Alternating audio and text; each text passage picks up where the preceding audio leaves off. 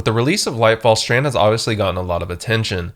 Because of this, players may have not yet realized that already S-tier Warlock subclass has gotten even better. The subclass in question is none other than the Solar subclass for Warlock. Being already one of the best subclasses in Destiny 2 due to abilities like Icarus Dash and Heat Rises, you'll see covering some of the changes today, while it'll be hard to argue that Solar isn't hands down the best subclass or one of the best subclasses for Warlock. So today I'm going to break down the buffs for Solar Warlock, then cover the best overall build to maximize your efficiency in the Crucible. I'll also include timestamps and a dim link in the description, so let's get into the video, and don't forget to drop a like if you enjoyed. Starting with the changes, and the first one I want to really talk about is Daybreak, and they did a couple of things here, and the main things I want to talk about for PvP are they reduced the throw cost from 10% to 6.5%. That alone already is going to make our super last way longer. You're going to be able to throw more swords and gives you more opportunities to kill multiple enemies, which is great. And then they reduced the base cooldown time from 10 minutes and 25 seconds to 9 minutes and 16 seconds, which is a great change for this subclass and for this super, because I felt 10 minutes 25 seconds for Daybreak was just criminally long. It wasn't some crazy OP super that needed to have that long of a cooldown. So I think that alone, those two changes, make Daybreak much more usable and viable in the Crucible. Now, something else we need to talk about that not only impacts Daybreak, but also impacts the class ability we'll be choosing, and that's going to be Phoenix Dive. So here with Phoenix Dive, they reduced the base cooldown time from 82 seconds to 55 seconds, and that can go down as low as 34 seconds at tier 10 recovery, which is just insane. And then while Daybreak is active, Phoenix Dive's cooldown is significantly reduced, allowing for more rapid activations, so you can just keep activating Phoenix Dive to do damage to your opponents. And as we see here, while Daybreak is active, Phoenix Dive's detonation damage increased from 40 to 80 min-max to 100 to 220. So it's going to do a ton of damage to supers or enemies near you and around you when you do your Phoenix Dive. And then restoration duration when activated while Heat Rises is active increased from 1 second to 3 seconds. When you combine the changes to Daybreak in terms of the throw cost and the base cooldown being reduced, and then the changes to Phoenix Dive having that lower cooldown, more rapid activations in super, and not forgetting that when we pop Phoenix Dive, it's going to give us a nice chunk of health back, as well as with Heat Rises trigger that restoration. So there's just so much now more utility now with the fact that Phoenix Dive, you can use it way more often. You can use it way more often in Daybreak, and the Daybreak super itself now you're going to get sooner, and depending on the length of the game, possibly more frequently because of that lower cooldown. These two changes right here alone make a huge difference to the Solar Warlock subclass and not having to always just run well, and I think adds a lot more lethality to the overall subclass. And the last thing I want to talk about here around in terms of changes is Heat Rises. So what they did here is they split the airborne effectiveness bonus previously granted by consuming a grenade between a passive and active benefit, meaning previously just granted 70 airborne effectiveness when Heat Rises was active after consuming a grenade.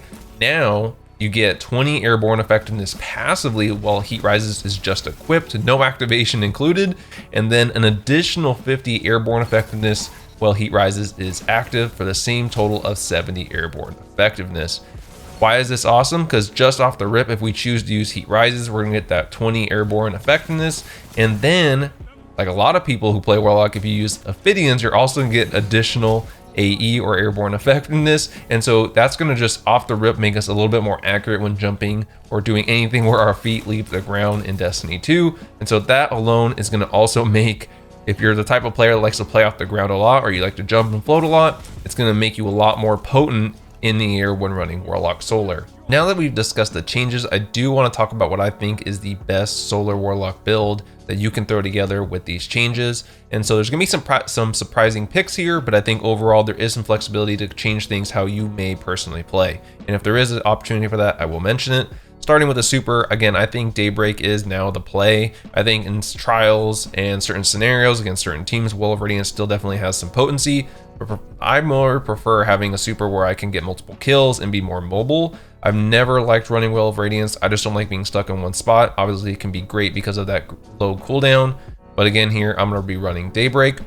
For our abilities, as you might have imagined, I'm going to be running Phoenix Dive. So it's going to also dive to the ground and create a burst of solar light that cures nearby allies and ourselves. We also gain restoration when Heat Rises is active, and scorch targets upon landing, but that's not the more important part. It's more about getting your health back and the fact that we're going to be able to pop this every 34 seconds with tier 10 recovery, as you can see here, which is going to be awesome. I'm going to skip the jump. I think I've talked about this enough. If you're not running Burst Glide, I don't know what you're doing. And then Celestial Fire is really going to be the play in PvP, and this is going to allow us to give just that ranged melee hit, or if they're even close, going to do a ton of damage up close and personal to our enemies. For our grenade, I'm actually rocking Firebolt grenade. Now, in a future season, I would probably run the normal Solar grenade here, but as I'll talk about in a little bit, and due to some artifact mods that are available, I'm going to be recommending running Firebolt grenades, and you're going to see why this is very potent in the current season. As for our aspects, I'm going to be running Touch of Flame, and the reason I chose Touch of Flame here and not Heat Rises is because this gives us improved or enhanced grenades, and specifically for our Firebolt grenade, you can see here, increases the target search radius and maximum target count. The biggest complaint I have with Firebolt grenades is sometimes they can just straight up miss when it feels like they shouldn't, or they're like right on top of an enemy. This is going to give it way better tracking or search radius to make sure it's a little bit more accurate and way better chance of hitting enemies with your Firebolt grenade. That's where I'm running Touch of Flame, and I'm going to be running Icarus Dash. The reason I run this is just it is so great for getting out of bad scenarios and just increasing your survivability, or in the beginning of a match or round, getting to a control point even faster. So there's just so much benefit to using Icarus Dash. I think if we were to go back to Touch of Flame, I could easily make an argument for Heat Rises as well based on the changes we talked about and having that enhanced AE. I'm just not the type of player that plays in the air very much, if at all. I could say I still jump and do things like that, but I'm often not trying to engage very much when I'm jumping. So hence why, based on the Firebolts and what we'll talk about in a little bit, I chose Touch of Flame for this overall build. For our Fragments, I'm going to be running Ember of Char, so this gives Solar Ignition spread Scorch to effective targets. The main reason I'm running this is for the plus 10 Discipline. Having that Scorch spread is kind of nice, but it's not the main reason, mainly for the stat bump here. Then I'm going to be running Ember of Combustion. Finer Blows with a Solar Super cause targets to ignite and creates a fire sprite. This is nice because, one, we get the plus 10 strength, but also it gives us a chance to get some collat kills when we kill someone with our Dawnblade blades, as well as gain those fire sprites, which will give a grenade energy as well. Next, I'm running Ember of Singeing. Your class ability recharges faster when you scorch targets. As you'll be seeing with our Firebolts, we're going to be singeing or scorching targets a lot, and so that's going to really help with getting that class ability back as fast as possible, and even lower than the 44 seconds it's already at. Lastly, Ember of Beams. Your Solar Super projectiles have stronger target acquisition, and this I found just really helps with the tracking of your blades and their ability to just land on target a little bit easier and be a little bit more forgiving. Not that they're hard to throw to begin with, but I feel like this just makes it a lot more generous on top of getting the plus 10 intellect. Now, before we jump into our armor and mods here, I do want to talk about the artifact for a split second, just because there's a couple of things you're going to want to run to really take this build to another level. First thing is going to be authorized mods grenades. So this is going to make the energy cost of all mods affecting our grenades cost less, so this really helps to equip just more of them or more duplicates, or allows us to equip other things because we have more armor energy. Next, you're going to want to run Solar Surge. Collecting a fire sprite gives you armor charge. This is going to be amazing, as you're going to see.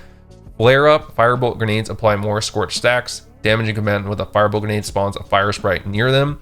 This is a great pairing with Solar Surge because now we're going to get armor charges by picking up fire sprites, which just makes this build kind of silly, as you'll see. So we're going to be having multiple Firebolt grenades on top of combining this with the Ember of Singeing. So just scorching targets is going to allow us to have that lower class ability energy. And so this is going to allow us to do even more scorch, or scorch enemies even more. So it just kind of really doubles up on having an incredibly low Phoenix Dive cooldown. And lastly, Rain of Firebolts. When you have Firebolt grenades equipped, you gain a second grenade charge. We're going to be rocking double Firebolts that are going to give us more scorch stacks each, and again, simply damaging a combatant with a Firebolt grenade is going to give us that fire sprite. We don't need to kill, we just need to hit them, hence why I'm using the aspect that helps with the overall tracking of our Firebolt grenades. And then Solar Surge again just really completes the pairing, giving us that armor charge. Now that we know how the artifact and using Firebolts is going to help us get frequent amount of armor charges, as well as further help lower our class ability cooldown, we can kind of dive into our armor mods. Starting with the helmet, I am running kinetic targeting and arc targeting. I just run this for my hand cannon and shotgun of choice, and my shotgun happens to be arc. But whatever weapons you prefer, if you choose something different than what I'm using, then this is what you're gonna run. I recommend running here. For our exotic, I am using Apathettic Aspect, again for that little boost in AE, which is nice, but mainly for just the quick swap speed, because we no longer have things like quick charge. Having something like Apathettic Aspect is going to be the play in PvP in my opinion, but if you go for Transversive Steps, which I think would be the other obvious choice for Warlock, I can't blame you, but I think for me, especially without some of those insane handling boosts we used to get pre-Lightfall, Apathetics are going to be even harder choice to steer away from. And then within that, I am running Grenade Kickstart. So when your grenade energy is fully expended, you gain grenade energy. A lot of people will say, hey, well, don't you need an armor charge to get that? No, you do not. You do not need an armor charge to get that first perk. It's saying additionally, your armor charge is consumed, you gain additional grenade energy for each stack. That's if you have an armor charge, but you do not need an armor charge already to take advantage of this perk. Next, we have Arc Dexterity. This is going to allow me to stow and ready my shotgun, which is Arc, as I mentioned, quicker. I would recommend running a Dexterity mod for whatever your special weapon or weapon with lower handling of choice is. This will just help make that swap speed with Apathetics even quicker. And then I run Fastball, and I think this is especially important in this build where you're going to be throwing a lot of Firebolt grenades.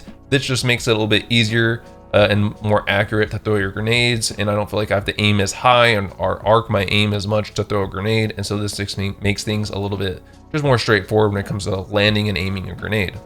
As for our chest piece, nothing too crazy here. I run double unflinching for my primary, so my primary happens to be in the kinetic slot, and so I'm running double unflinching kinetic aim just to make sure I'm impacted, or my aim is impacted by flinch as little as possible. Next, for our boots, we're going to be running Kinetic Weapon Surge. So double Kinetic Weapons Surge here to get a nice boost to our damage in PvP. And this is great because, as we stated, just getting the fire sprites from just damaging someone with the Firebolt grenade is going to give us those armor charges, which is going to give us the Kinetic Weapon Surge, which means our primary weapon is going to do a little bit more damage.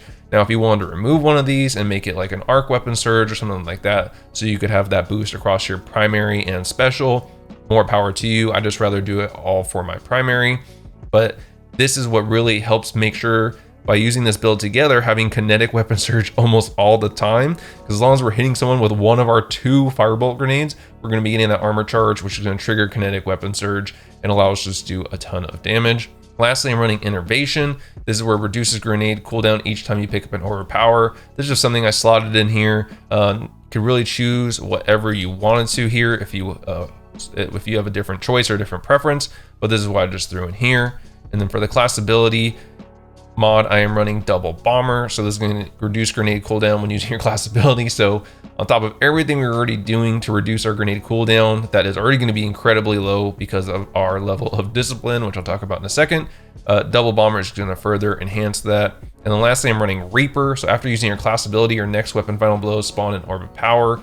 This has I gotta give credit to Drewski. I saw in a recent video him talking about this mod, and it sounds pretty generous in the ability to use your class ability and then get a kill a short time after that to generate an orb of power, which is going to just further help us get more of those armor charges and trigger the kinetic surges to make sure we're doing more damage.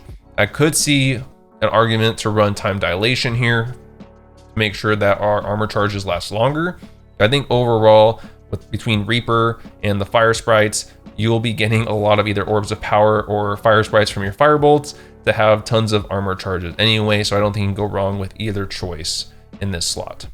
Then just talking really quickly about our stats, the main things you're going to really want to focus on here is going to be recovery and discipline, because recovery to really support having that lower class ability regen, as well as just having greater survivability overall, and then discipline to have that incredibly low grenade cooldown for our Firebolt grenades, and as you can see, it's already 32 seconds, and that's before we get into anything else. And in all honesty, it's probably gonna be even less, because since we're gonna be popping Phoenix Dive as much as we really want, activating Double Bomber, it's gonna really help lower that cooldown even further, on top of again, Ember of Singeing, further reducing that Phoenix Dive. So it just loops in really nicely between your grenade and class ability. And then anything else after that, I would probably put into maybe strength, but I'd probably go intellect first for our super, would be my recommendation here. And for my weapons, and I'm using your kind of traditional, just sweaty loadout. I'm running my Rose with Slide Shot Rangefinder, along with my Matador with Red Detector and Opening Shot. And I'm using Circular Logic Machine Gun. And I'm actually using this for a pretty specific reason.